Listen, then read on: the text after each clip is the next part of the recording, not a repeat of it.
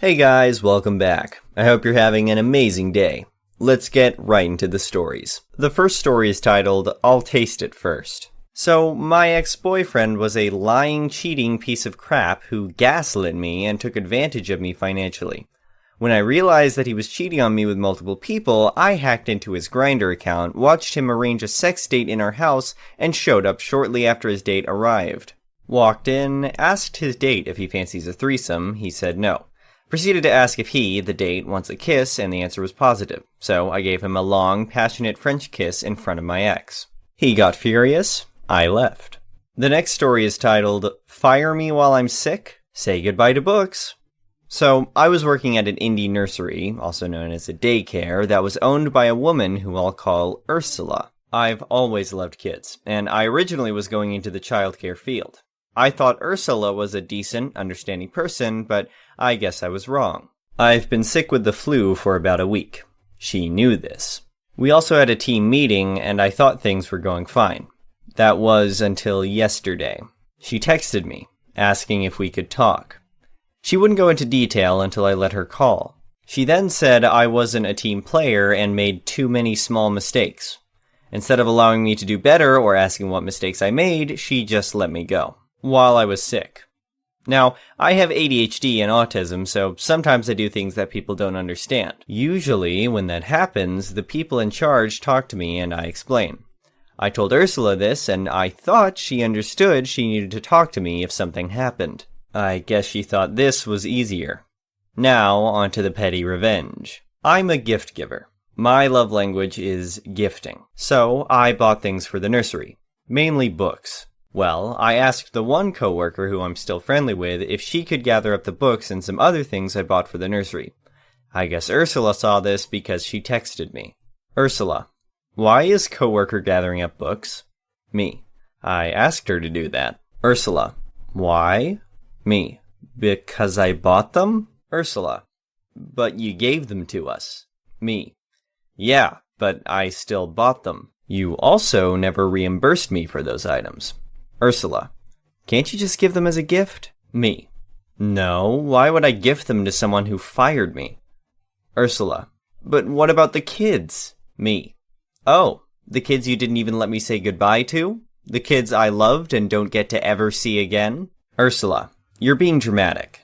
Me. I could say the same for you. Stop texting me. She tried texting me a few more times, but I ignored her. I'm letting my coworker, who has a little girl of her own, keep most of the stuff. The next story is titled, Shenanigans on the Office Bully. There was a lady at an office I used to work at that was just an idiot to everyone. She had a small group of 3 other women who constantly seemed to have a different target for their bullying. Unfortunately, it was my turn weeks after I lost my dad and grandparents tragically and unexpectedly. I wasn't in a good place mentally and clearly, they smelled blood in the water. Only a couple of people that I was close with knew details of what happened, and were very supportive. But these grown-ass women would walk by my desk and very loudly say things like, I mean, if she's that miserable, why doesn't she just quit? Or, why does she always look like she's going to cry? The lead bully even approached me outside of work and told me that she thought it was disrespectful that I didn't smile at her when she walked by my desk. I just put my middle finger inches from her face and kept walking. She tried to get me fired for that. Anyway, the friends that I had there were pissed at the way they were treating me, but the HBIC worked for one of the big partners and was close to the office manager. No point in complaining to anyone. So, we hatched a plan to make the lead bully go crazy. We enlisted the help of several others who had a sense of humor and couldn't stand her and them. It's stupid really, but it was hilarious to us.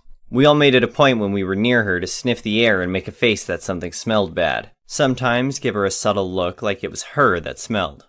The mail guy asked her if she smelled something when she dropped off papers to be scanned. We anonymously left an air freshener on a filing cabinet across from her desk. Little things like that. We kept it up for months, even after I left the job, and would enlist other people when the opportunity arose. We started noticing her smelling her armpits when she thought no one was looking, spraying perfume when she went to the ladies' room, keeping scented lotions on her desk, and maybe unrelated, but she took a day off to go to the doctor. I know it was just small, petty revenge, but it was fun getting in her head like that. The next story is titled, Don't Block My Car In. So, my wife and I live in an old Victorian-style house in a college town split into 2 apartments. our 2-bedroom downstairs and a 4-bedroom upstairs. The first year, it was occupied by nursing students, who were great. They all finished their rotations and moved out, and we got a set of MBA students who were douches. At first we thought, oh, they're young, we'll politely complain when they don't clean up their dog crap, have a Tuesday night kegger, play COD so loud it rattles our windows, they'll figure it out and it'll be okay. Well, it wasn't. Their response to our requests were annoyance and non-compliance, which opened the door up for me to engage in passive-aggressive revenge tactics, and I have many stories from the year they resided above us. One Monday morning, after a raging party upstairs, I came outside to find my car parked in by the upstairs neighbor my wife had nicknamed Cunt Hammer, CH for short. Now, in the lease we had exclusive use of the driveway. Upstairs we're supposed to park on the street. However, they often parked behind us when street parking was scarce. So, I knocked on the door to get them to move the car so I could go to work. Only there's a problem. CH has left that morning on spring break vacation. He won't be back for 2 weeks. After I had recovered from contemplating exactly how much of a syphilis-ridden wanksock of a human being you would have to be to illegally park in your downstairs neighbor and then leave for 2 weeks, I rang the non-emergency police line and explained my situation. They tried to contact CH to no avail, so my legal recourse was to have the car towed to a legal vacant spot on the street at my own expense, which, given I had to go to work, was what I would have to do.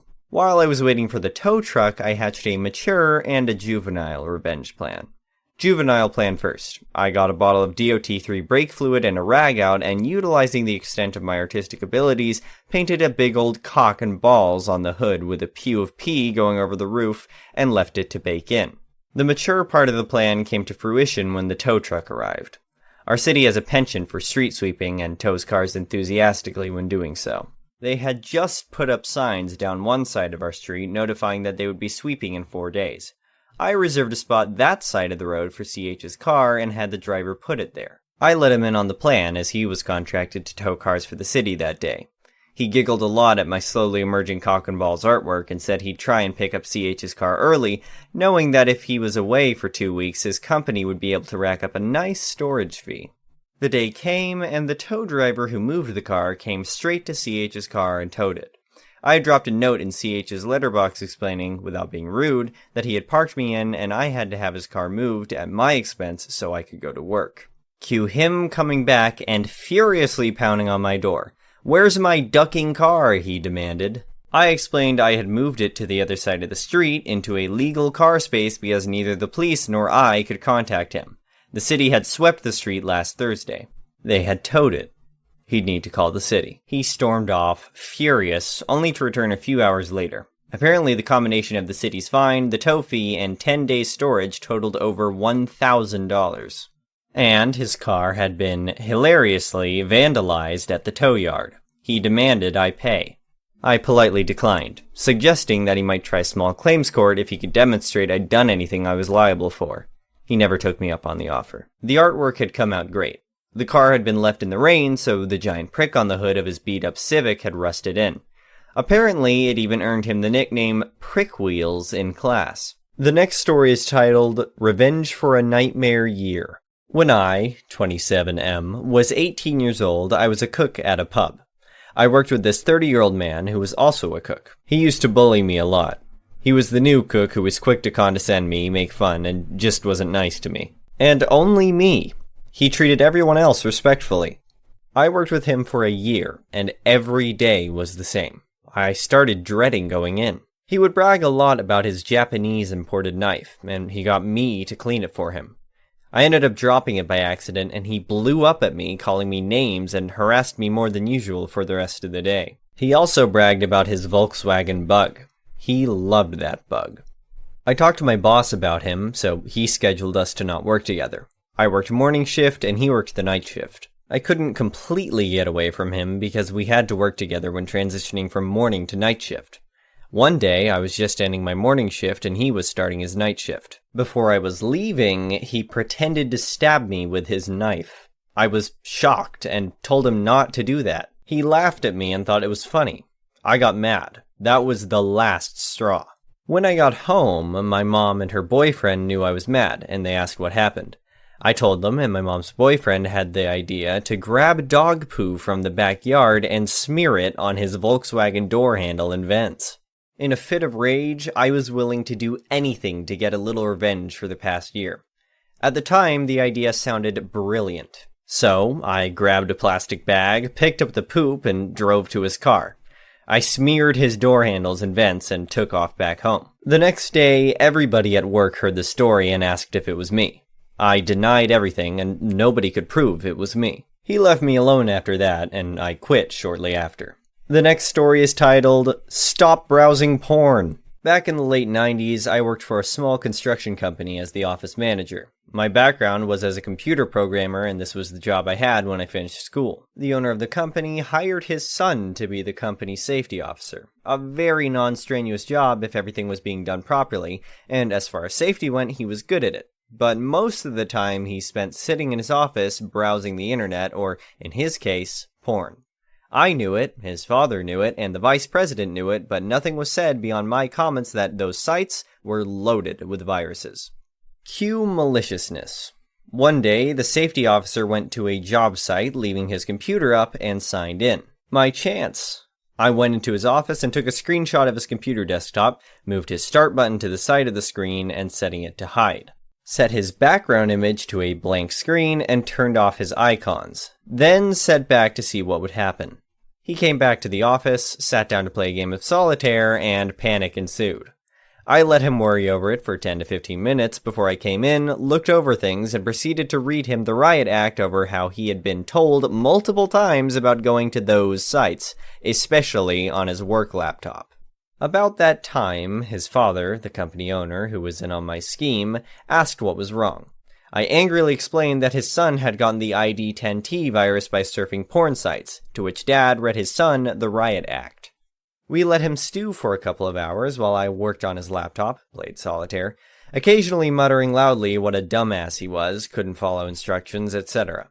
Finally, I brought his laptop back to him, saying his system was toast, to which his father replied that it was coming out of his pay. The look on his face was priceless. Then, I sat it down in front of him, everything running perfectly, and a new high score on solitaire showing on the screen. I miss working there. Unfortunately, the owner sold the company to a third-party management firm that ran it into the ground and sold everything it could and shut the company down. The last story is titled, Can I Get Some Love from This Sub for this one? Hi guys, I'm a teacher and times are tough for us. I'm going to keep specifics out, but I would really appreciate some love if possible. It's been a rough week. A few years ago, my teaching department, 4, including me, kind of ganged up on me. Decided I didn't fit into their friend group or whatever and started talking crap and whatnot. I work in a high school, so I was used to this, but it usually came from the kids. Not going to act like I wasn't hurt, because I was. I thought of these people as friends, and they were being petty and rude. Many comments were made about how I was a bad teacher, etc., but after being mad, I tried to move on and consider them coworkers instead of friends. About a year ago, the state announced a new incentive for teachers. If you achieved this ranking from the state, you got a monetary bonus for the next few years and could obviously add the title to your resume. I decided then and there to work my ass off to get the title. I wanted to prove to my department that I was a good teacher. Obviously, I had money and achievement to gain too, but I really wanted to be the only teacher in my department to get it, so they couldn't argue with it. So, I worked. I put in the hours, and I did everything required. We all worked for it. It's a lot of stuff to do, but I had a childish part that wanted to do it better. Anyway, the rankings came out today. I scored highest in my department, and only one other one got the bonus. The two that ran their mouths the most about me, they got nothing. Obviously, they are now pissed and saying that the system is screwed up and yada yada yada. I know it's not so much revenge, maybe, but I did it, and they didn't. Today, I won. I hope you all get your win too. Thank you for watching. I would really appreciate it if you could like the video and subscribe to our channel if you haven't already.